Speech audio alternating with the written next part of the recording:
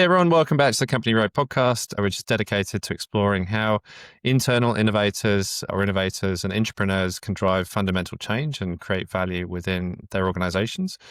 And today we're speaking with a true visionary. He sits at the heart of cutting-edge digital strategy, marketing, artificial intelligence, and someone I've had the pleasure of knowing and working with since 2017.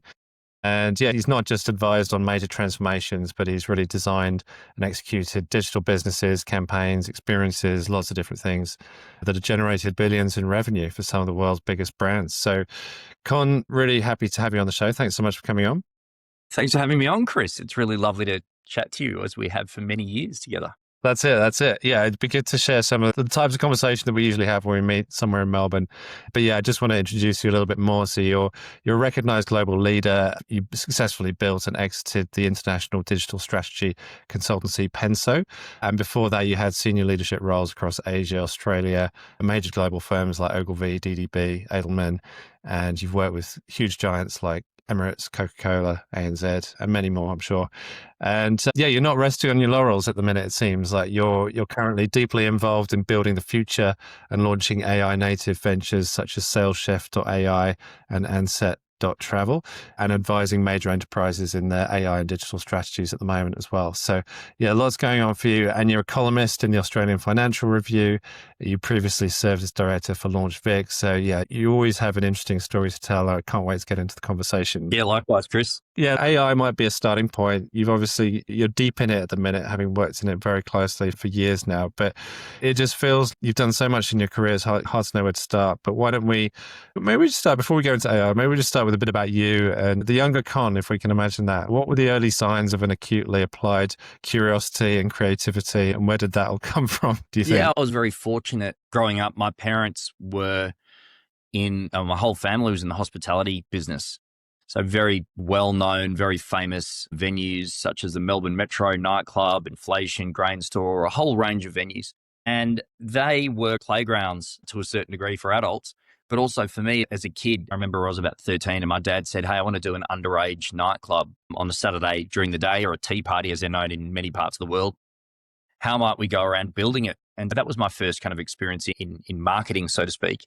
And then doing that day in, day out and getting a sense as a teenager and then into a young adult as to what were the numbers, how are we doing it, filling an empty box 4 nights a week, working with some really entrepreneurial kids and smart adult minds as well. And also I'll call it the experimentation, but also the ability to say, hey, by the way, we've got 30 or 40 kids there that we're paying money to lick stamps and send out envelopes.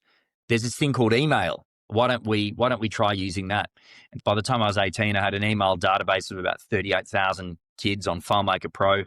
And then the web was invented. This was all pre-web. This is in the late 80s, early 90s. And then, so it was that sort of experimentation and creative environment that really helped. And what was really interesting out of that environment, there were a lot of really, really brilliant marketers were built. A lot of people that have gone on to run their own agencies, a lot of people that are actually working in marketing in senior enterprise roles globally. It was a real factory for kind of creative, innovative, and forward thinking, but also very commercially driven, extremely commercially driven. You live or die by the amount of people that walk in the door. And so that was really a wonderful foundation for me. And then went and studied economics, went and studied a grad dip in applied finance, because I always felt that the business of the business is the most important part of it. How does it drive revenue? How does it drive margin? How does it drive unit economics? And then worked in, I guess, from entertainment and music. That was an easy kind of career move. So the first probably 8 to 10 years of my career were in music and entertainment, which was wonderful. And that very acutely helped me understand, when running music business, understand the role of content and distribution. And really distribution, especially considering the tremendous revolution, you might say, in the way in which we went from vinyl and CDs to MP3s, streaming, etc. That whole business model has completely changed. So I was there for the early part of that, and then thought, well, lessons that I've learned in the music business around distribution, around go-to-market, will, I think, be relevant to every other company in the world, given the changes that are happening with the internet. And again, this is all in the kind of 20 odd years ago, early 2000s. So then I moved over into consultancy, and I've been in consultancy pretty much ever since. Yeah, yeah. No, wow, what a journey. And yeah, I could see where some of the influences would have followed you through some of those times and into the present as well in some of the ventures that you're looking at the moment. But before we get into that, I just think that it feels like at the heart, from what I'm hearing, you're able to creatively think about what's in front of you from a business landscape point of view, but you're also applying commercial acumen to really drive that through and focus on the things that really matter. Does that feel like at the heartland of how you approach your consultancy and what you do? It's all about, as I say, I'm an unashamed arch capitalist. The core values are that we are here to drive business success and growth. And when I say Yeah. we in business are here to drive business success and growth because it's almost a truism or a tautology. If you can't drive greater margin and greater revenues and drive future demand and ensure that your unit economics are healthier, I mean, that's the only reason why we're here. How we manifest that and how we deliver that. Some people do it at a cost-cutting perspective, and that's the vast majority of people. It's very easy to find places to cut costs. I prefer the other way. I prefer to say, hey, how do we build the top line? How do we increase revenues? How do we actually build some sort of robust elasticity of demand so that we can actually demand more money on a per unit basis and have that go to the bottom line? And the way in which I've specifically brought that to life is through a combination of, as you said, marketing and technology. The marketing is how do we make humans interested in doing it? And then the technology is how do we do it at some sort of scale? How do we do it at some sort of level of efficiency and effectiveness? Yeah, yeah. I really like that. And it brings a lot of focus to what otherwise feels like a very, very kind of overwhelmed, saturated landscape that we all work in and we all hear about. What are some of the major distractions that you're seeing business leaders or businesses maybe as a whole just focusing on at the minute that get in the way of that, would you say? I think it depends on where you are in the world because I do a lot of work in the Middle East and the US. And I tend to find in the Middle East and the US right now, in particular in the Middle East, there is a relentless focus on growth and long-term growth. How do we build the businesses of the future? How do we build world-beating businesses of the future? And I'm finding that really inspiring and really interesting. Yeah, yeah. What is it that we need to do to set up a business, not just to be, okay, if we've got the existing incumbents here and we're here, not to say, hey, let's be 3% better, but how do we actually say, look, there are lessons in what incumbency has, but what we actually think, if we're going to be building the business of the future, let's actually forget legacy. And a good example of that, Riyadh Air, which is pretty much the newest airline in the world, out of Saudi Arabia, obviously. There was a really interesting conversation at the Future Investment Initiative in Riyadh a few weeks ago, which was with Tony Douglas, who is the CEO of Riyadh Air and the CEO of Delta. And the two of them were in a panel across from each other. And the host asked the question, looking at each other, what is it that you envy about the other person's position? In other words, Delta as the incumbent, Riyadh Air as the startup. And I thought that was a really interesting question. It was a fantastic question because the guy from Delta's, I wish I didn't have legacy. I wish I didn't have this. I wish I had the blank canvas to do whatever I wanted and build it in the way that we could without any sort of transformation, tension or inertia. And Tony Douglas is there going, I wish I had the scale. I wish I had the brand. I wish I had all those things. Yeah. But they're the sort of, I guess what I'd say is the really interesting conversations that are happening around the boardrooms of the Middle East that I'm finding, and I'm lucky to be part of some of those conversations.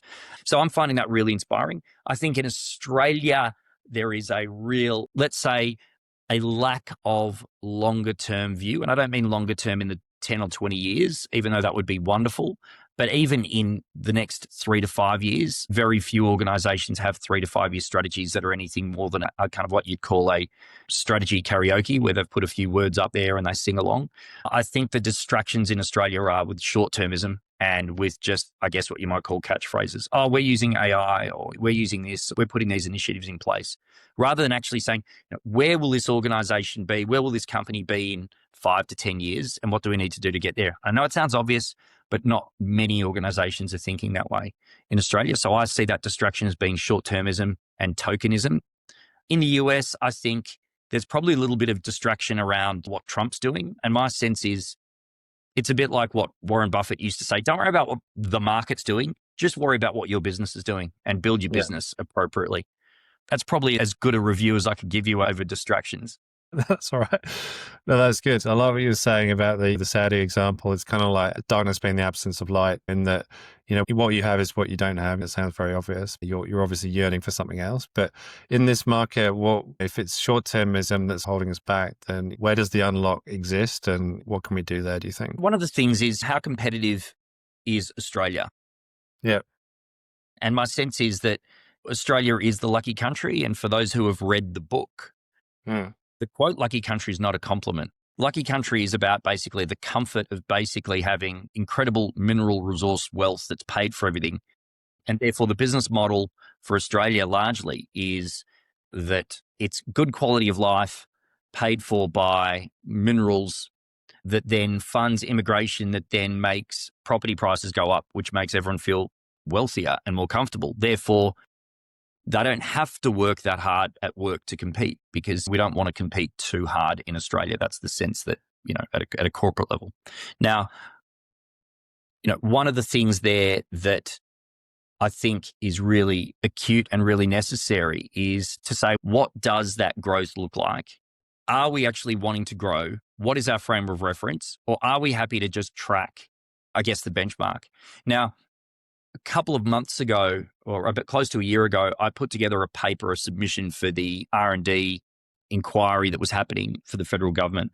And it's a really interesting inquiry, of which there is a kind of a preliminary paper that's been released, but there's more to be released. And that board, it had people like Robin Denham, who's obviously the chair of Tesla, Dr. Kate Cornick, CEO of LaunchVic, others, some really great people on that board.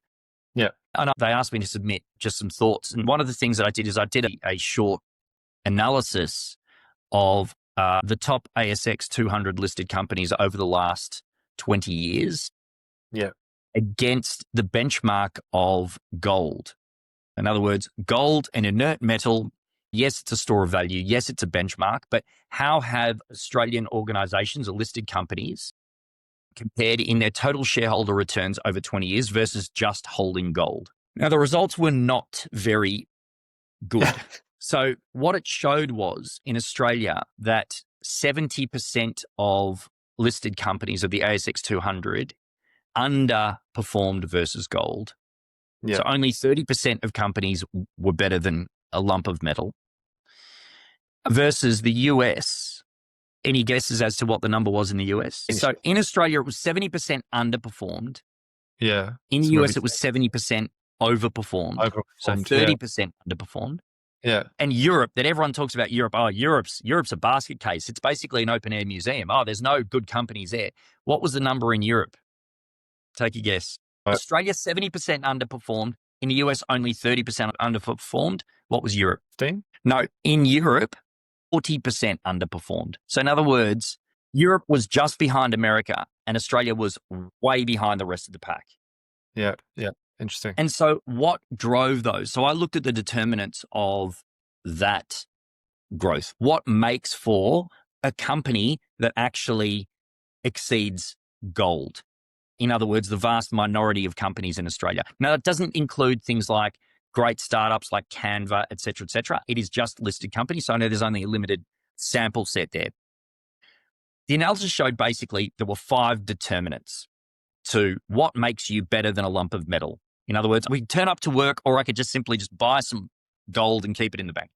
So the first thing was a research and innovation budget. So one of the great examples was CSL, close to 10% of their revenues on research and innovation. Yeah. Most companies in Australia, it's less than 1%. But when I say most companies, of the ASX 200 cohort. And that was the difference between the ones that were in the top 30 versus the ones that weren't. A much bigger focus on R&D, innovation, etc. The second one was, did they have a long-term strategy? Not was it good or bad, did they simply have one? Yeah. Most don't. The third one, and again in no particular order, was an export bias. And the other two were largely around governance. In other words, what was the mix of people on their boards? Were they all just risk people, or did they actually have people who were subject matter experts, blah, blah, blah. But the point I'm making is, you can see what I'm saying. A genuine bias for forward thinking, a genuine bias for growth, a genuine bias for how do we get there, a genuine bias for innovation and these things that you and I love so much. And that was the difference between the successes and what we might call the people that were just floating along. Now, the other damning point about this was that I hadn't factored in population growth into that. Yeah. And as population growth in Australia has been quite radical, I think 1.5% was the number. I can't recall exactly off the top of my head. So if you actually then factor in the fact that most of the organizations in Australia are selling just to Australians, and the fact that Australia has grown, plus we've had inflation, that number would actually be even more damning if I'd factored in population growth, which I didn't. So again, the point I'm making is that these organizations have a role to their shareholders to grow. There are some pretty clear things they need to do. And I guess that's what you and I are here to do, is to help these organizations bring those tangible things to life. Yeah. But I think part of the issue in Australia is the need or the want. Because do we really want to, at a corporate level, at an enterprise level, do that? And I'm not convinced that the majority, or at least the data suggests that the majority are not interested. Yeah, it's hard not to agree with some of those facts. And obviously, if you're like us, we have a lot of conversations with leaders around the market, and we come up against the things that are prioritized. What is your read on that? Because there must be some platitudes happening out there where the money and the time and the resources being invested in areas that maybe wouldn't lead to that extent of productivity. So yeah, what's getting in the way? Because there's a lot of, obviously, like a customer first mindset. There's a lot of things there. There's investments in technology, there's investments in people. There are investments in probably programs of work that have been running for a long time, and maybe there are legacy systems that are running, licenses. Where do you think the money's going, and where do you see some of the main tensions happening in that area? I think it's about leadership and aspiration for those organizations. Is it about saying, do we want to be as good as anyone else in our specific cohort or category? Or do we actually aspire to be great in ways that might be, let's say, new or out of the ordinary for our category? And I'll give you a very specific example of a client I've worked with for 12 years. Emirates constantly aspires to be known for things that you would never expect in that category. I'll give you a very specific brief. One of my former clients at Emirates, who was leading a service delivery, which is largely, as he described it, if you take an A380 and you shake it, anything that rattles is called service. Now, he once said, I want us to be known for things that are, again, you wouldn't expect from an airline. One of the examples was, I want us to have the best coffee in the world. So when you're on an Emirates plane and you have a coffee, you think, God, I don't know whether I've had a better coffee. Now, what needs to work? What needs to work in the organization for that? Firstly, to have that aspiration is the first thing. Then to work backwards from there through that moment of truth, through the entire organization, shows the priority there. And another one, and I'll give you an example from Australia, and I really admire Commonwealth Bank, and Matt Coman, I think, is one of the best executives in Australia. Matt Coman, during COVID, had a very aggressive approach towards the non-physical nature of the mortgage process. And largely, that if no one was able to touch each other or be near each other during COVID, and there was still, I think, the team there had counted something like 27 physical signatures that needed to occur, or the movement of documents between person A and person B. Physical, literally, okay, I'm about to hand you something and potentially give you COVID. He said, let's completely destroy that and let's do it within weeks. And took the approach that I want every single physical touch point destroyed. And if anyone causes any or comes up with any objection to that, or any reason why this shouldn't aggressively be pursued, they have to report to me personally as to why they are the blocker. And it got done within about 6 weeks. And CBA's mortgage leadership is a result of that type of what I'd say ruthless and reckless, or reckless. I don't mean reckless in a bad sense. I mean, he just went, hey guys, we are destroying any barrier. And I think that sort of visionary thought is quite rare in Australia. I think it's very rare, but it's to be applauded. The reality is that if you look at the share of mortgages of CBA, it is way above any other bank in Australia. And I think it's the result of that type of thinking and that type of leadership that has led to that. And Emirates, going back to the Emirates example, it's why Emirates is just such an astonishingly great product, because you have that vision that then drives the outcome. And those visions, again, aren't built on some sort of fancy theoretical rubbish. It's like, how do we make awesome coffee? How do we make it really easy to get a mortgage? These are not They're not tricky observations. They're not crazy theoretical things, but it's about saying, where do we want to be in 3 to 5 years? I want us to have the best A, B, or C. And it might sound mad, it might sound wonderful, but let's make it happen. I just don't see a lot of that in the vast majority of organizations. I just see incrementalism. Yeah, true. Yeah, it's interesting. Once you put it that way, where you say it's actually a small thing to have good coffee, you package it up and all of a sudden it's this visionary piece. And actually, if you think about it, actually, that's had to be prioritized and teams have had to work on that, and it's taken business away from this. And it's how many programs of work were put on the back shelf because it was deemed more important. You're having to make that decisioning. So how does that kind of come about in a way? Is it one leader? And I feel that leadership is quite democratized with boards and execs, and there's a lot of discussion still. How does one person make that difference, do you feel? Like, what's the key to unlocking that? Again, I think what are the motives as a culture? Again, this is where I go back to the Middle East, in particular Saudi Arabia, what's happening in Saudi Arabia at the moment. There is a sense, irrespective of who you talk to, whether it be government ministers or whether it be people at a junior level working within an organization, that they are there to build a country. They are there to build and show the world and recapture, I guess, some of that, the golden age of Arabism, and how they might say, hey, we want to show the world what's possible. And having that culture built, truly saturated and embedded in every part of Saudi Arabia under NBS. It's really impressive, the work that he's doing there in modernizing and improving the entire country through Vision 2030. Everyone has bought in, and therefore every single part of what they do in their day-to-day is like, is this the best it could be? Is this something that will be able to almost be the benchmark going forward for this category or this sector or this thing, or even this tiny little execution we're doing? If we're building a web page that shows ABC, is this the best web page of its type in the world? Yeah. And it's not about spending more money. Actually, most of the time, it's not any more expensive or less expensive. As a matter of fact, sometimes I find it much cheaper, because if you have a very clear vision of what you want, you can just get it done, rather than, as you said, the democratization of, I don't know, what should we do? Should we be similar to our competitors, et cetera, et cetera? Yeah. I tend to find that having that very clear cultural and values-based view of what great looks like is probably the biggest driver. That ties to personal values to one level, but it also ties to national pride. If you scale it up, it's anchored to the whole success of the nation, its economy, that there's a bigger play, and that puts them on the map. Precisely. That has been the case. If you think about all of the construction, like all of the aspirational architecture, building violence, whatever it is, Formula One's probably the same. It's kind of like, it has to be the best of the best to get to the next level. And that's aspirational. But yeah, it's not always happening. Yeah. And when people do it, you see it so clearly. Look at Canva. What a wonderful success story.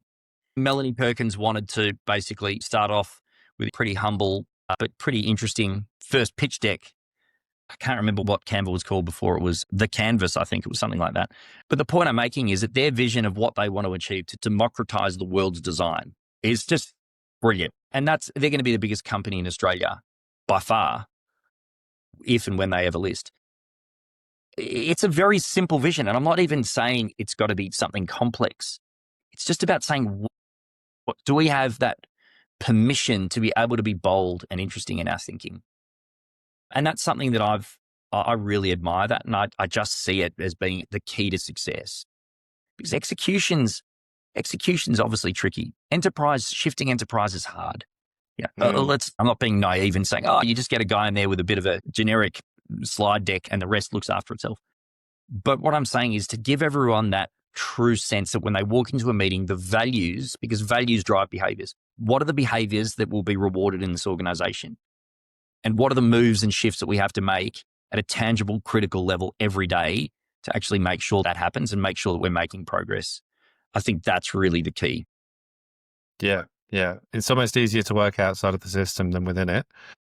And, the points that you make around within the system, it's not just your own, what value you think that could bring, because that can feel very hypothetical and a little bit vague until you do it, obviously, and you have. But it feels like within the system, the systemic situation of being in highly complex hierarchy, you're feeling the weight of that. And as an entrepreneur, you're not sure how to navigate that a lot of the time. So yeah, any tips around that for personal sanity, and how do you fuel your own drive and stick to your vision if you can see it, but want to make it and want to see it through despite all of that adversity being right in your face? Yeah, it's great question. I think one of the ways in which I've had some success in this context is there's only one CEO. For everyone else in the organization, how do they set the vision for what's great in their area? Yeah. And what I've always inculcated in my teams and within enterprise and within my clients is, how do you make your bit or your part of that puzzle the most visionary outcome it could be? So sometimes, and I'll give you a very specific example, I was working with the head of digital at a major retailer, and I've gone in there as their interim head of marketing. The guy felt that he was almost playing an incremental role, and actually the whole team, and there was a team of 70 people. It was really quite a large e-commerce function. And what I'd said was, okay, what might great look like from a moments of truth level? How might search be the absolute best it could be? How might the ability to monetize and work with the merchandise teams to build out more or less a marketplace so that every single product that was sitting on the top left of the website was clearly monetized, almost as if you had a media agency mentality towards that? I see. Yeah. So what I started doing was looking at the incremental part. Sometimes it's as literally as easy as just pointing at a specific product and going, how might you make that as magical as it can be? So what I started to do was build out a series of what we called these basically core aspirations. We worked with a group on these core aspirations. One of them was a kind of an approach that I call magic handoff. And what's magic handoff? We're all incredibly sick of every time we have an issue and we call a business, we call them. Then when we put onto someone else, it's almost like you have to start again. And then we go online and then we have to start again. Magic handoff was this concept that the user or the customer had this almost anticipatory design where, irrespective of the touch point or the framework, it was as if they never had to reintroduce themselves again. So that was one of our core aspirations. And we built about 8 or 9 aspirations across the team. Okay, great. What does great look like? And we ranked it 0, 1, 3, 4. Yeah. 0 means we're either not doing it at all, or if we're doing it, it's utterly terrible and we need to kill it. 1 means, yeah, we're doing it, but it's not great. There was no 2. Why was there no 2? Because otherwise everyone would have grouped their stuff in 2. Oh, that initiative I'm working on is 2. This thing in my project slate is 2. Yeah, it's in the middle. 3 was best in category, and 4 was best in the world. So I asked the team to go through every single initiative that they were doing, every single project they were working on, every single task they were working on. And I said, rank it 0, 1, 3, or 4. And at the beginning, everyone had their stuff largely at 1 and 3. A few even had them at 4. I said, best in the world. They were like, yep. Then what we started doing was we started looking at those things and saying, okay, let's go and research and understand what the best in the world looks like. I said, I'll let you do that. I'm not the expert. You guys go and work out what best looks like. And it could have been the most minor thing, what an email subject line is, all the way through to returns policy, whatever it might have been. Yeah. Number of payment gateways, you name it. Again, we're talking about a substantial legacy e-commerce business. And bit by bit, we have this on the wall in the boardroom, and bit by bit, people were moving their notes from 3 and 4 to 0 and 1. And what they then did is said, now that I know what 4 looks like, I know what best in the world looks like. And it was like, great. That intellectual humility and that understanding what brilliance looked like. They then said, okay, what will it take for you to get to 4? And they mapped out very clear journeys of what it took to get to 4. Yeah. And then I said, great, how much money and how much time? And then we'd go off there and we built a backlog of about 591 initiatives. We grouped them under those things. And then obviously I went to the CEO and the CFO and said, hey, by the way, here's our 591 initiatives under our 8 or 9 kind of project pillars. Here's how much money we'll need and here's how we're going to do it. But of course, if you want this slower or quicker, The only lever you need to pull is investment. We've got the rest planned out. We've got the risk framework planned out. We've got the Ps of each of those defined. Yeah. Now, that wasn't coming to them and going, I want to change everything. I want to change the world. I want to go in there and we're going to be the best in the world, because they would have just laughed me out of the room, probably. But I did say, hey, by the way, here's just a very boring, very simple investment framework that you've got transparency over what the next was probably about 2.5 to 3 year framework looks like. Now, to them, that was BAU to a certain degree. But to my team, that was a highly innovative approach that actually was going to lead to this business potentially being the best in the world in a certain way. Yeah. And I've done that a number of times, and it tends to build what you might call a best practice innovation or a best practice aspiration without it looking without it looking consultant speak or rubbish or fantasy stuff. Yeah. No, it's powerful. I think what you realize is that it's the very human nature of not feeling like you would be focused on the wrong things. There's the human aspect of saying, I feel like I'm doing the best in my capability and in my role in service of what the organization needs and what the leadership is expecting of me. And you'd like to think that goodwill exists. But at the same time, there's distortion, right? Like, it feels like there are legacy programs of work. There's a backlog that's 3 years already. What should take priority against the other thing? Like, how do we prioritize that? Why is that more important? And which stakeholder's voice is louder than this stakeholder's? Yeah. You know, those things come into play. And also what motivates the stakeholders. Because sadly, Yeah. both innovation, these things that I get out of bed for, are not necessarily everyone's cup of tea. And that can sometimes make people like me look very unpopular in an organization. Oh, this guy's too passionate. He's making it too hard for us. We're going to have to do heaps more. Can we talk about that point around unpopularity? Because I had a similar conversation just yesterday on recording the previous episode with Jet Swain. And she was talking about how she's made a career of being unpopular and acting as a rebel, only to realize that it's got her nowhere in some cases. And she should have just played the more positive role throughout. But what are your reflections on that in the way that you've played that role? I have nothing further to add.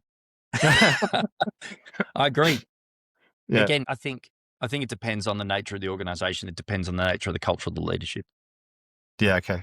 There are a lot of people that talk up the fact, of course we want growth, of course we want innovation, when in fact it's all too hard and they're not interested. Yeah. And there are others that do. And I think it's just a natural process of finding, it's self-selection to a certain degree. But yeah, to be honest, I have nothing further to add. I almost take it as a mark of pride when my clients or colleagues say, oh God, you're really passionate about this, aren't you? But they don't say it as a compliment. Yeah. God, you really want the customers to be like blown away by this, don't you? Yep. Yeah, I do. Yeah. Unrelenting. Yeah. And it is a source of tension. You know, some people are not there for their careers. They're not interested in the jobs. Just want to turn up. Most don't now in their days of work from home. And so that's a challenge in itself, especially when I'm particularly passionate, very energetic, ideas factory. Now, these descriptions that I use of myself have been used by others of me, not as a compliment. Yeah. You're an ideas factory, Con. You're very passionate. God, you're energetic. Yeah. Things that have been, and I've used them as a badge of pride, but yeah, they can make me unpopular. Yeah. All right. But it depends. In the right organization, awesome. In the wrong organization, fine. That's fine. Not everyone's going to wants to change the world. That's fine. What are your mechanics or mechanisms for resilience in light of that? And when you come up against it, what do you do to cope? I'm an obsessive, curious, and voracious reader. So I always tend to find that no one ever went wrong listening to the customer. And people may disagree, but I tend to find that evidence is a pretty powerful, let's say, resilience builder. You can be kind of gaslit in organizations to think that you're the crazy one, and then see over time that, no, the market's right. And so I've always taken a very obsessive approach to understanding what the consumer wants, what the customer wants, what are the analytics saying, what's the data, what's the market data saying, what's the ABS data saying, what's the sales data saying, where's it happening, why is it happening, and then getting to the understanding of why and what those barriers and drivers are. I feel that even though sometimes it can be very tough, but sometimes I'll look around at an SLT meeting or an ELT meeting And so there's only 9 people in this room. Yeah. But there's another 8 billion people out there that would disagree. And I try as hard as I can to present that data of what the 8 billion people in the world are doing and behaving and how they're going about their lives in as objective and simple a way as possible, and try and inform and guide my colleagues to actually understanding that. If they disagree, that's absolutely fine. That's their prerogative. We don't have to agree. But my sense is agree on the reality. You don't have to agree on the solution. It's a matter of fact, it's wonderful if you don't agree on the solution, because that's where ideas come from, disagreements. But at least let's agree on the reality, on where we are as an organization, the reality of the organization, or the reality of the market more accurately. Yeah. Yeah, I mean, there are definitely the parallels there to the world of politics, which is another area I know you're interested in and have read a lot about. Yeah. So do you see any other do you see anything else in the politician's tool set that could be applied to entrepreneurs that springs to mind? Very much so. I think what's really interesting about politics and my involvement in politics over the years is that in some ways politics is highly sophisticated in terms of data and understanding at a local street by street level, or even house by house level in some instances. But the biggest problem with politics is that, unlike the sovereign individual, where we as consumers choose every day whether or not we are going to vote for a particular business, product, or service, politics only has the purchase consumption occasion only happens once every 3 or 4 years. We only get to vote once every 3 or 4 years. And I think that's a very blunt instrument that sometimes politicians can infer the wrong things from that purchase occasion. So in a way, I think they're particularly good at reading the play day to day, probably better than most organizations.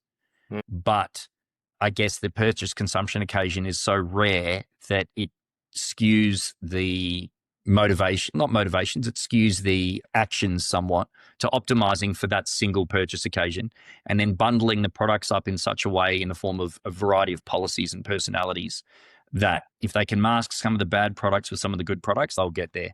But yeah, look, I think it's a really interesting question. But again, I think the reality is that no one ever went wrong listening to the consumer or the voter. And I think where most politicians get it very wrong is when they don't.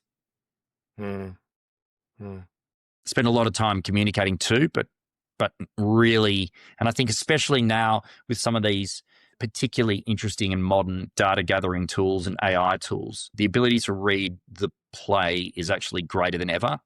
And I think that the vast majority of political parties are desperately getting on that train. And I think that's a really interesting evolution of how political parties are actually understanding more about the voters. Yeah. It's almost the responsiveness curve in relation to data that you might be seeing. Like, it feels like an election and a result from the election might be like, it's a less frequent occurrence. But if you can get down to the conversational level and the interaction points and really understand what people want and what they're saying and how that's theming up and, you know, what to do about it, then that feels like it's much more interesting. The potential political model as well. You know, it's not precisely. businesses that can do that. But yeah, businesses can. Not all of them are doing that, as we know. But hey, I remember our last conversation, which, somewhere on Spring Street, we were having a bit of a chat, and you asked me a question like, what problems do you see in the world, and, you know, what should we try and fix? And I think you're working on something. So maybe if you could tell the story of one of your AI ventures that's coming up, just so that people get a sense of what's possible in the way of understanding the market, reading the signals, turning it into something that's real and tangible. And you've made a couple of really amazing products. I'd love to hear about those if you've got the time. Great. Of course. One of them that has received a lot of coverage is Ansett. So Ansett.Travel, book your flights, holidays, hotels, adventures, activities, destinations with Ansett.Travel. Ansett.Travel is a really interesting one. Online travel agencies, OTAs, it's a very competitive market. But my sense is that the suppliers of assets, such as airlines, hotels, etc., they are really pushing hard to DTC. But what they don't have is they don't have the ability to work across the entire travel journey. As much as flights, accommodation, and rentals is a key part of that, it is only a very small part of what I call not just travel, but traveling. And what I mean by that is the entire travel experience. Some bits are good, Some bits are not good. And so therefore, is there a concierge service, an AI concierge service that can actually weave the entire thing together from, hey, you're going to need this power adapter, or here's a battery pack, or by the way, you might need that type of luggage, all the way through to, hey, I can see by your biometrics and your meeting schedule that you've had a stressful week. Why don't you go and have a massage and a dinner on Friday night to relax?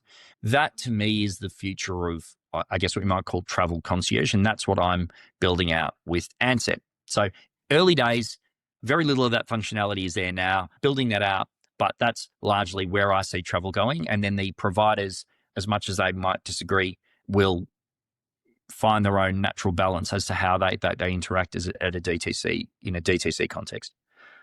The other priority of mine actually is SalesChef.ai. SalesChef is largely built on the premise that people that make product are no good at selling it. And by that, what I mean is if you're looking to buy a television, and let's say an LG G5, which is one of the best TVs in the world at the moment, sold all over the world. If you go to the Best Buy website, the Currys website, Jumbo, JB Hi-Fi, and I'm talking about the major consumer electronics retailers all over the world, it will be an almost identical experience. When I say almost identical, largely, same photos, same spec, same key 5 dot points, same bland, copied and pasted from LG. And so therefore, the only way in which these retailers are getting people to look at their pages by spending literally tens of billions of dollars on Google ads. And then when they get there might be a bit of a price comparison or price lever. Now, what SalesChef does that solves that problem? SalesChef takes the raw product specification, and hence the name Sales Chef, turns it into a feast of sales and marketing material. So it's a 7-step AI process that takes it, cleans it, harmonizes it, enriches it with about 500 different sources of content from all over the world, anything from reviews to use cases and everything else. It then uses a number of strategic frameworks to enhance and work out what the best selling points might be.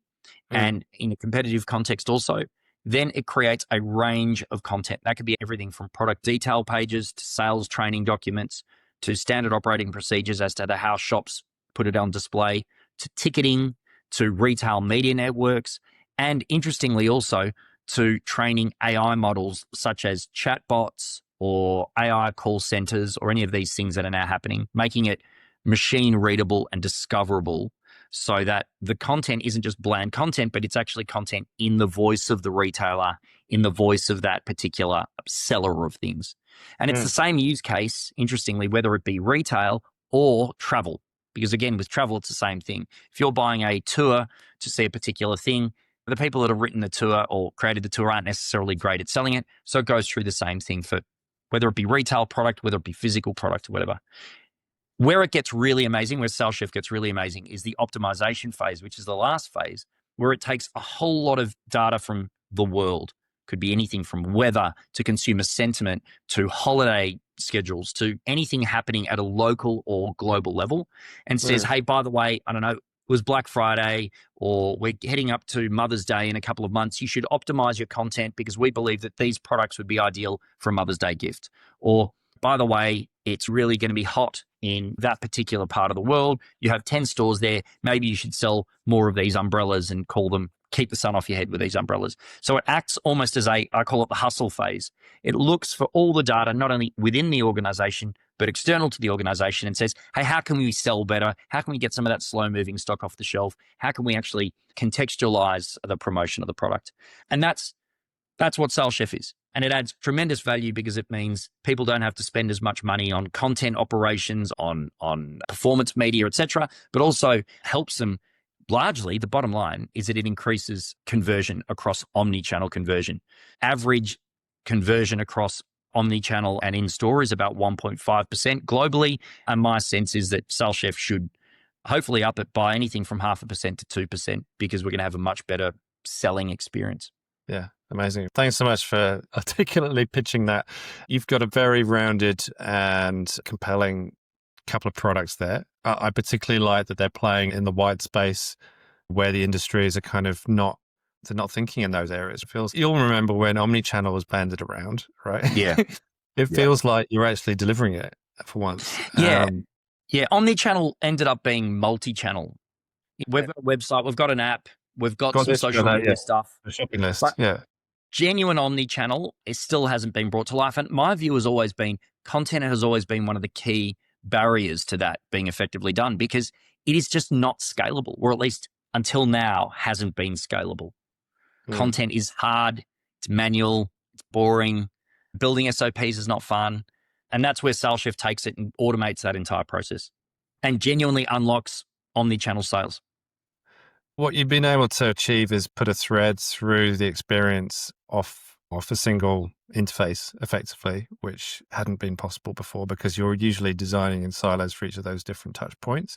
Even Yeah. if you have a blueprint for your service or your customer experience, you've done your journey mapping. This actually brings all that together. So I'm interested in that, and also AI, and in how how you went about it. You don't have to go through all the details, but it Yeah. feels like there's a big shift now or needed shift, probably I should say, from moving AI. It's not a tool set. It's not just a piece of software that you learn and you press the buttons and you put the prompts in and then it gives you the answer, to actually something that partners with you, and it's moving from tool set to native and just becoming part of an organization's mindset and a person's mindset, rather than it being this sort of side companion. So what, through your experiences of putting those two ventures together, what's been your experience of using it in a more native way, would you say?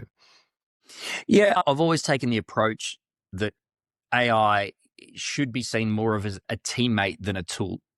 Yeah. And I think that if we throw more fires Yeah. AI, in other words, if we see AI as, and I've been guilty of this, as a really smart 22-year-old intern that knows everything, that we can just say, hey, by the way, can you help me arrange the meeting with Chris? Or, hey, Yeah. that thing over there, I need you to summarize my emails. Or, hey, I've got all this data. Can you turn it into a PowerPoint presentation?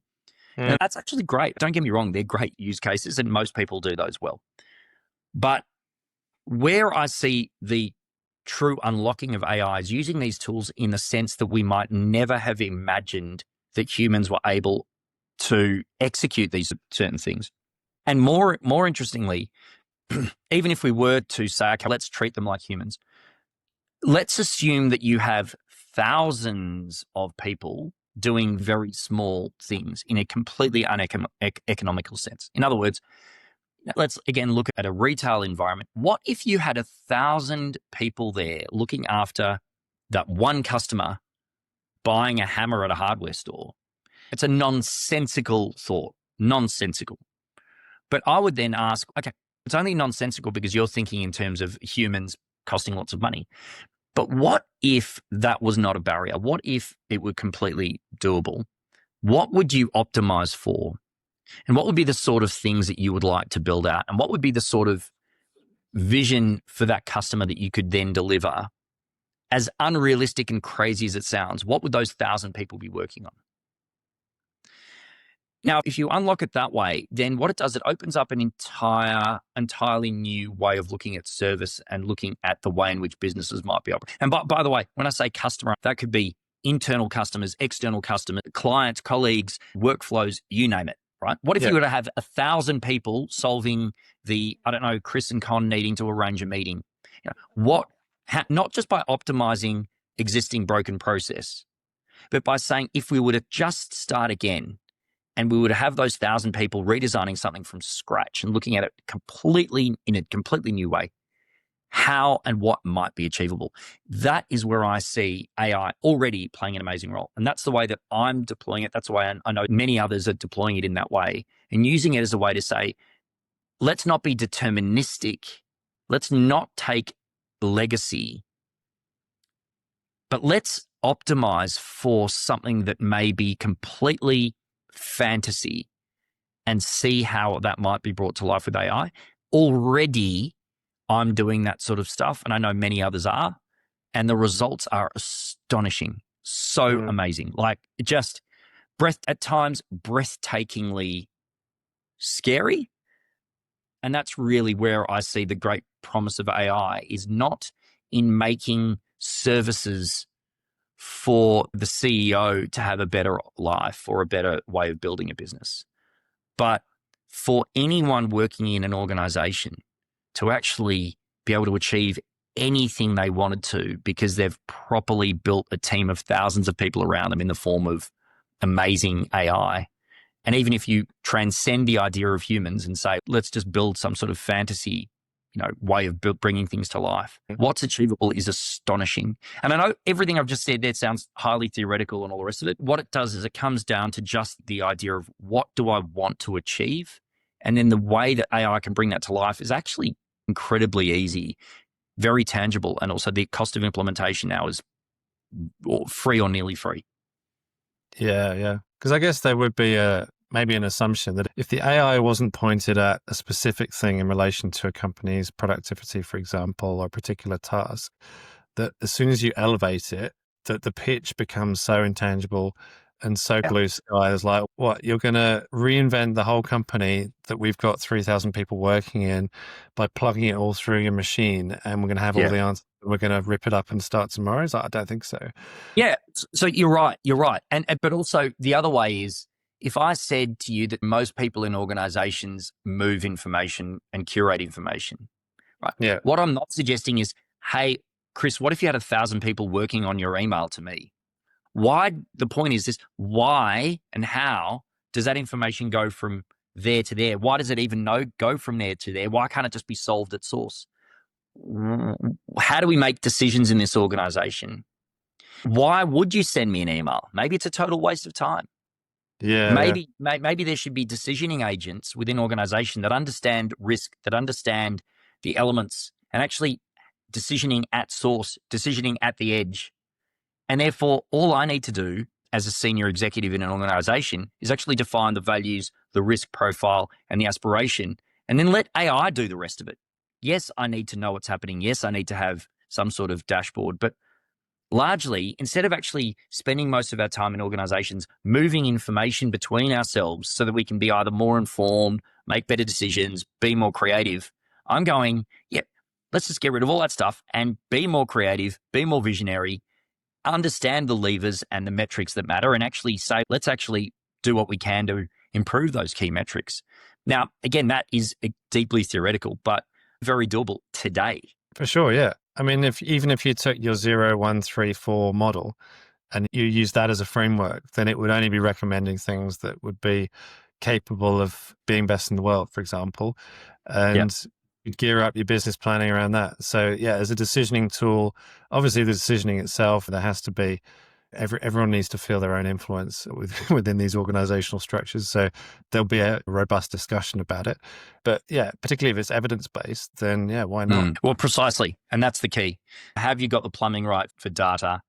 Yeah. And I think that in the future, that the only real moats in any organization will be data, brand, and subject matter expertise or domain expertise. I'm not sure that there are too many other really tangible and very deep moats or wide moats in the long term.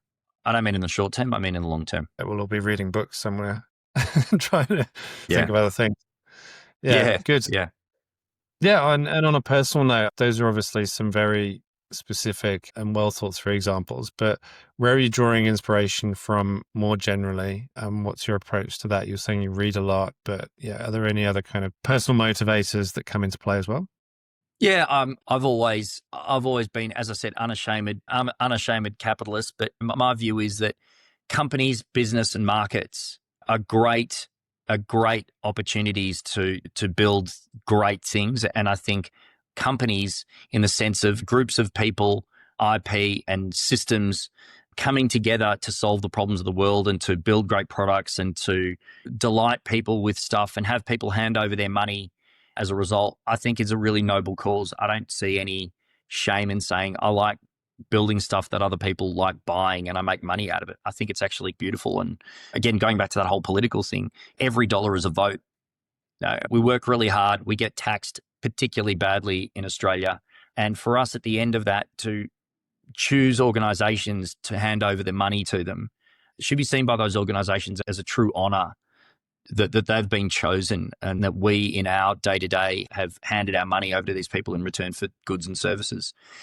And I think that's been my motivation, is that every single time that I walk out in the world and I go to the supermarket, go to the shops, do anything, I always look at it through the lens of how might this experience be better? How might I be better served?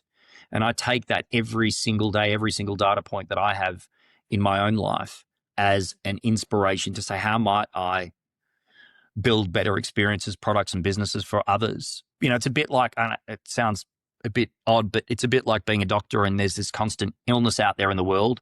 How can I fix that illness? And I see that every single time there is any sort of customer or business opportunity, it's an opportunity to improve it. And those opportunities aren't just a token, let's just make the website slightly better, but about truly building businesses that generate value for people and make every single moment like that a genuine delight. And that's what really motivates me. I really love building those beautiful experiences and building those beautiful businesses that make money. Yeah, wonderful. That's really inspiring. And I think a great note to finish on, and something that I think we should all take away and do more of. So thank you so much, Con. And yeah, really appreciate the candid, highly articulate, expansive conversation that we've had. We've jumped around a bit. Always, Chris. You and I love chatting to you, mate. I love our conversations. I always love catching up. And for the first time, we've had microphones and cameras capturing it. I know, yeah. Maybe it'll turn into another one. Like, I was hoping for the first Joe Rogan 3-hour episode, but we'll do that next time, eh? Yeah. Maybe. I'll book in more time. But yeah, thanks so much again. And if people want to reach out to you, Con, or hear more about SalesChef or Ansett, how would they find you? Yep. So Ansett.Travel or SalesChef.ai, the two websites there that you can go and access, and my contact details are there. Perfect. All right. Thanks so much, Con. We'll leave it there. Good on you, Chris. Great to chat.